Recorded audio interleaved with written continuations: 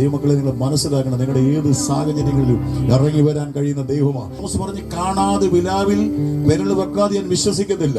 Thomas ഉള്ളപ്പോ പറഞ്ഞു, വരാൻ പറഞ്ഞു, തൊട്ടു. തോമസേ, അവിശ്വാസിയാകാതെ വിശ്വാസിയാകാൻ പറഞ്ഞു.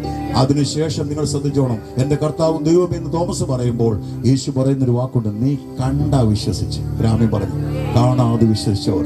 അങ്ങനെയാണെങ്കിൽ പത്രോസ് പറഞ്ഞു, ഞങ്ങൾ മഹിമ കണ്ട സാക്ഷികളാണ്. യോഹന്നാൻ പറഞ്ഞു, ഞങ്ങൾ തൊട്ട ജീവന്റെ വചനം, ഞങ്ങളെ സ്പർശിച്ച ജീവന്റെ വചനം. എന്നാൽ ഇന്ന് അതിനോട് വിളിച്ചു പറയാ, ഈ വചനത്തെ നിനക്ക് സ്പർശിക്കാൻ കഴിയും. ദൈവത്തെ ശ്രദ്ധിച്ചാട്ട് ചെറിയ ചിന്തിക്കും, രക്തസ്രാവമുള്ള സ്ത്രീ കർത്താവിന്റെ തൊങ്ങലെ തൊട്ടു. ഇന്ന് കർത്താവ് ഉണ്ടായിരുന്ന ഞാനും പോലും തൊങ്ങലെ തൊടാൻ നീ പോകണ്ട. നീ വീട്ടിൽ നിന്ന് വചനം ധ്യാനിക്കുമ്പോൾ, നീ വിശ്വാസത്തിന്റെ വാക്കുകൾ പറയുമ്പോൾ നിനക്ക് ആ തൊങ്ങലെ തൊടാൻ കഴിയും. വിശ്വാസത്തോടെ ഞാൻ പറയുന്ന വചനത്തെ നിനക്ക് സ്വീകരിക്കാൻ കഴിയുമെങ്കിൽ നീ ആ തൊങ്ങലെ തൊടുക.